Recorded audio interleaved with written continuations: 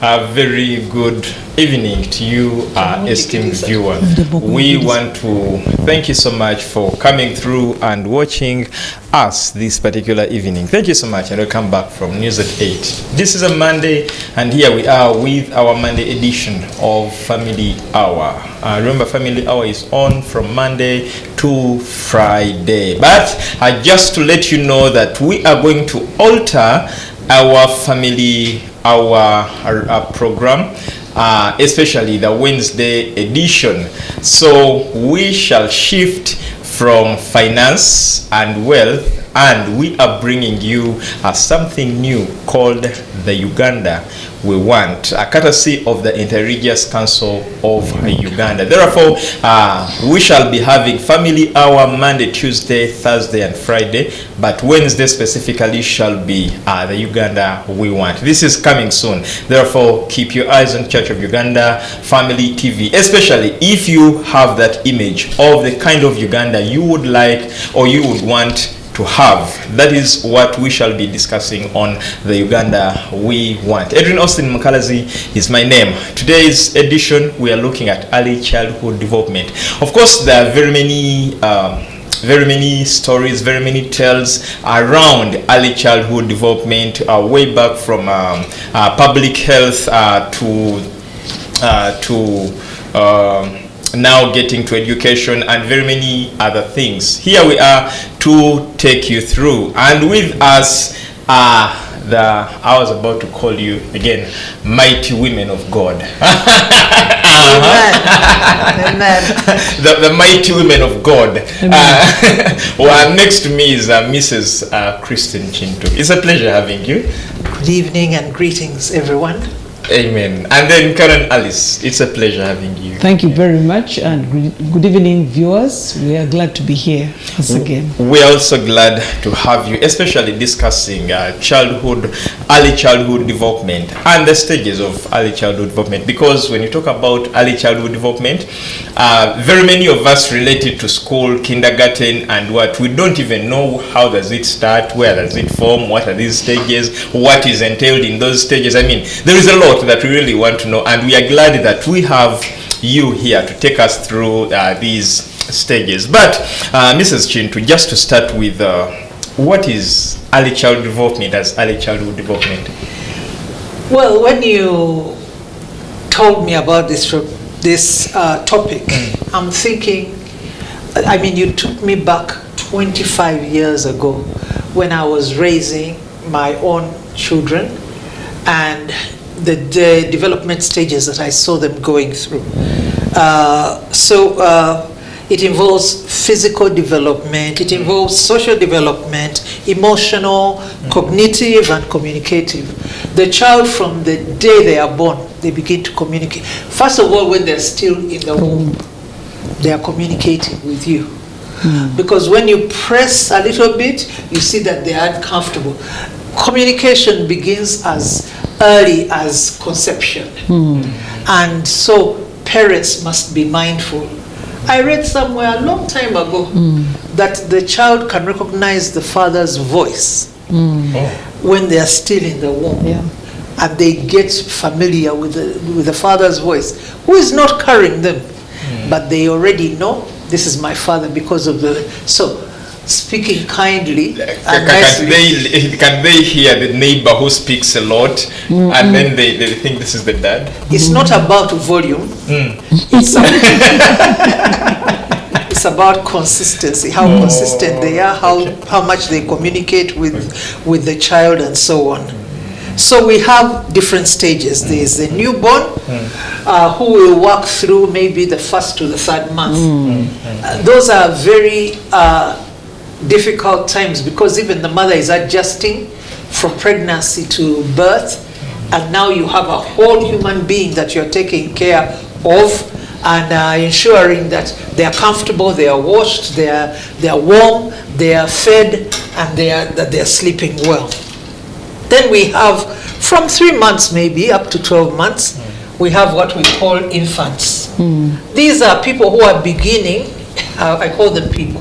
They are beginning to make movements on their own. You can put them in the crib and then you find that they are moved from this point to that point. So they're beginning to make sense of, and they can cry for attention.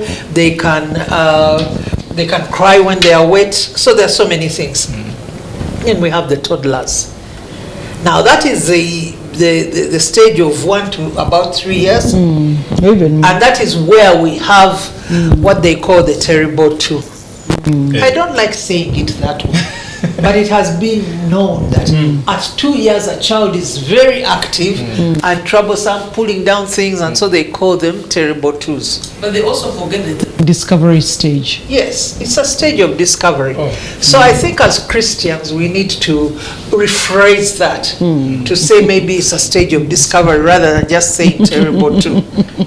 And then we have them beginning to go to school because that is when from 3 to about 4 years you begin to take them to daycare, you begin to take them to nursery so that they learn to interact with other people. So there's a whole development stages. The development begins from birth, but then the interaction with the family, which is not just the nucleus, goes on when you take them into school. And then of course school age, adolescence, and then people go on to become, each stage comes with its own challenges. We cannot forget that. But each stage also has its own blessings. When they grow older, you wish they were young again. And when they're younger, you want them older. You want them to grow up and take care of themselves. So those are the things that are involved. Okay, you actually took us through the critical stages, and that was really very, very important, giving it a foundation so that a person can know that things don't just happen. Things go process by process. Process by process. Now, Canon, why are these stages important for a child's development? Especially the stages that we've talked, that Mrs. Kintu has talked about. Yeah, Mrs. Kintu has referred to the years, but for each year, there are 4 areas of development. The physical development, right? Then the cognitive development, then the social development, and emotional development. We start from there. Yes. Yes. So when you're talking about the 0 to 2, like she said, there are things that they'll recognize. For example, there is eye contact. When you smile, they'll smile back, right? So as we're talking about all these areas of development, I think one of the things that we assume, what you saw your mother do is probably what you do, or what you have been told to do is what you actually do. But at the end of the day, it should be very, very important for us. For example, there are things that people do and you wonder when they begin making cruel faces to a child. You know, like, why are you doing that to a child? Why are you making them cry? And somebody's finding a lot of pleasure in Kangavana, you know, in making this child cry. Some grown like animals. Yes. So for what we're trying to share here is that for every stage of development, can we reinforce the habits or the things that we would want to see for later? And I'll just give a very simple example. Your child is from 0 to 2, and you want them to learn toilet habits.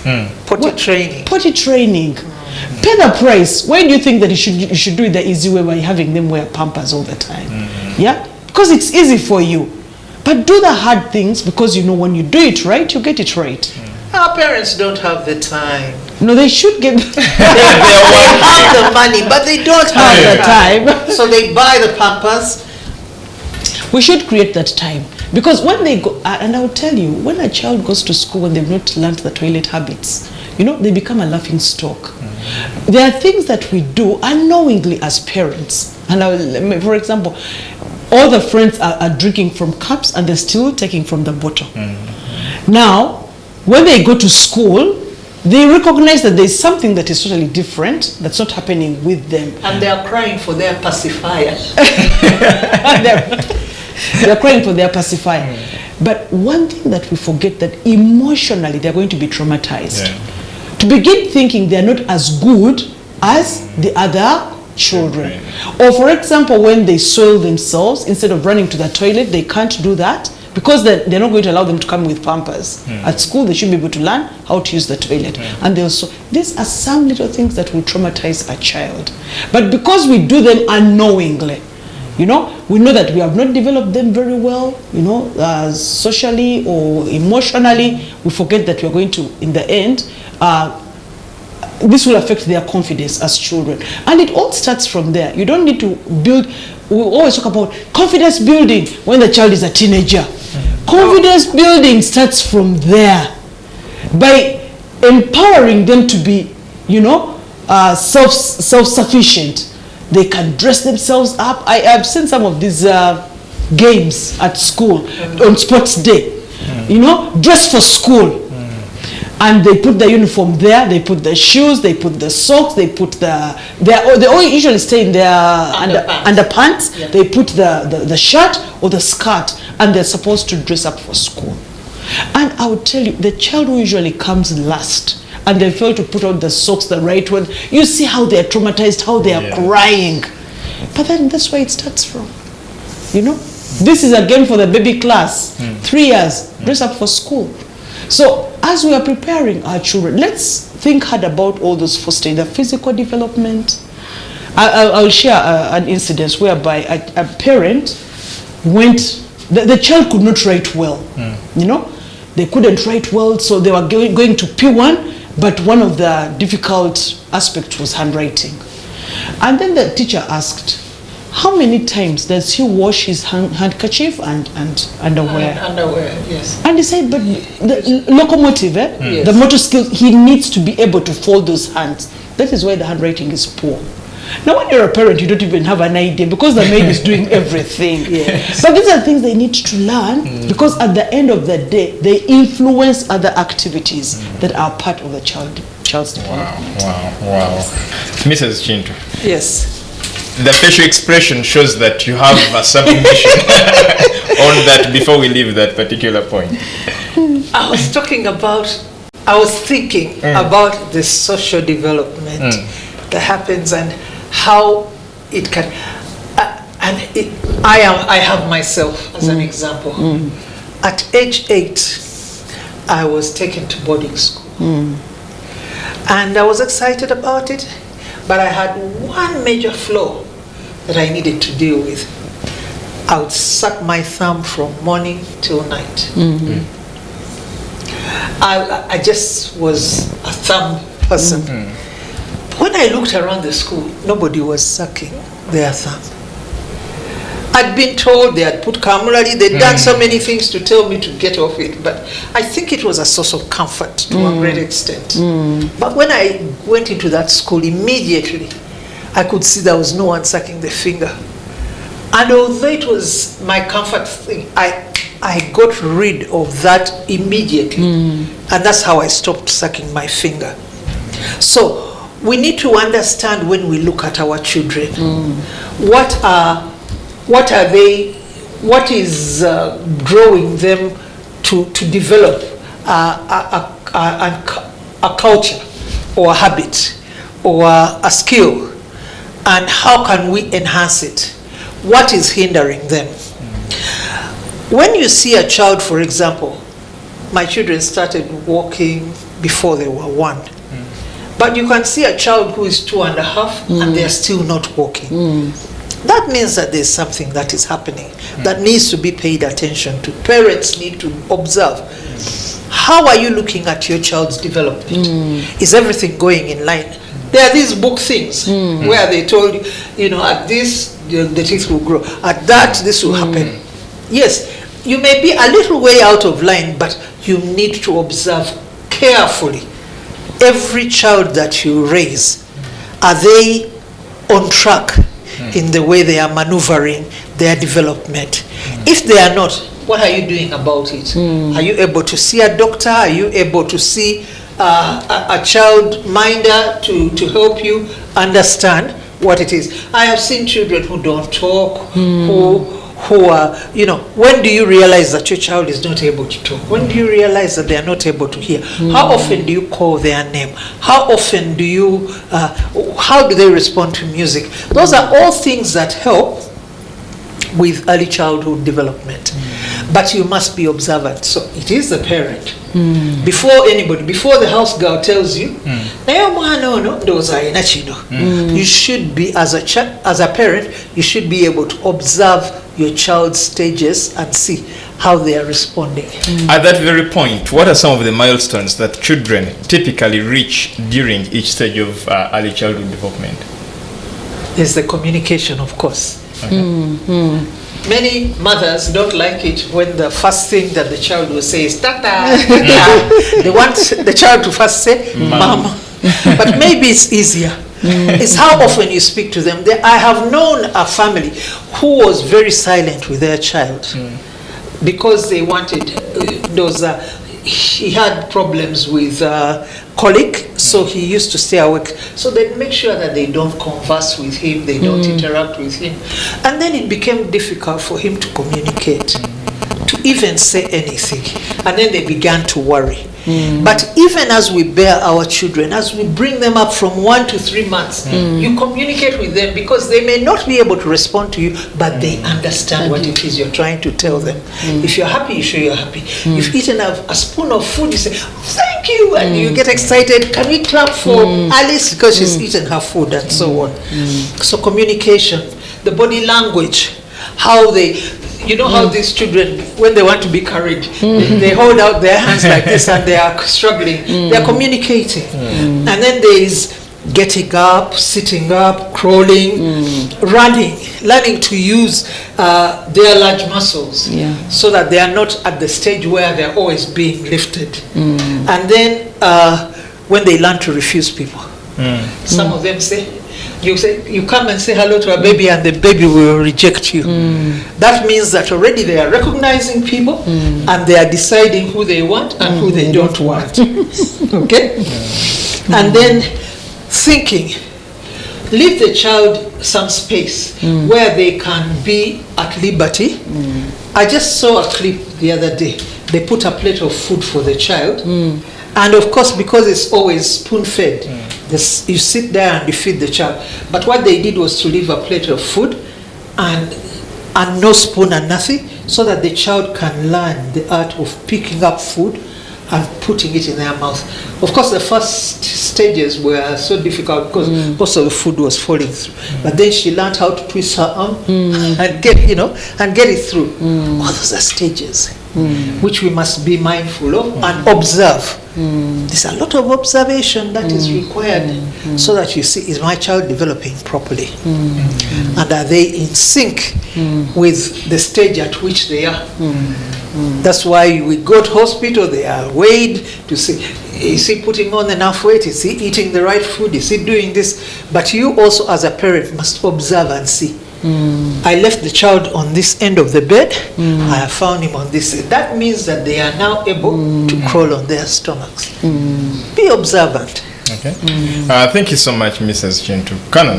Yes, Mrs. Kintu has talked about some of the milestones, but now she also said that observation is key in this process. So how can parents and caregivers support their children, especially in this stage? In the early stages of early child development. Yeah. Now, one of the things I'll tell you that, for example, if you have a caregiver or very busy parents, we tend to, these days we've adapted to so many things that are seemingly convenient for us, but actually detrimental. I'll just tell you, like, for example, we have these tabs or telephones or whatever, so that the moment the child cries, you give them the tab, you give them this, and you are denying them interaction, the interaction, and even to observe their environment and celebrate their environment and the things that they actually have. For example, so a child may delay in actually getting up to walk, adapting those motor skills. Why? Because they're always seated in front of a TV, or they're seated in a chair in a baby walker, or and yet if you had allowed them to enjoy the natural environment, there are things that would have happened a little faster for you. At times we are getting worried. Those are things that our parents used to do. They used to do. But there is also this other thing when you have a child who is maybe 9 months and they're so glued to the screen. There's a lot of screen time.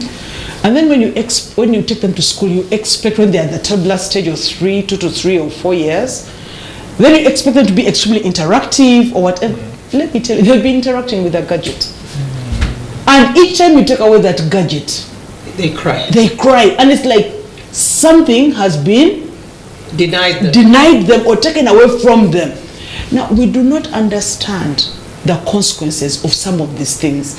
One thing I would want us to encourage, right, is as we are going through the different stages of development, let's encourage the natural environment. That these days, I see parents who are very intentional. When it comes to certain moments, they take away the phones from everybody and say, now we are going to talk. Some of you have nothing to talk, just say anything. Just say anything. Let's talk, let's interact. And it's amazing when children begin to give feedback, how much you realize that you need to help them as children. But many of them will walk away, go to their places, but we have seen it. And you allow it. And we have allowed it. Right? We have allowed it. So many of the things that will affect us in the future, let's always echo. Let's have that re-echo. Wait a minute. How did we get here? Yes. Then work backwards. How to rectify. I also want to say this, quickly add that all hope is not lost. If you realize that there is a problem in the house when it comes to the different stages of development for your child, maybe like a teenager, find somebody you need to talk to. People have these experiences, and unless you ask, nobody can be able to share their experience. So let somebody know. We have an outcry of children being glued to pornography and so on. But from the beginning, so it started with simple things like SpongeBob. Yeah? And they were introduced to certain things. When SpongeBob married a fellow man. And it started from there. And even when you got to know about it, you didn't arrest the situation.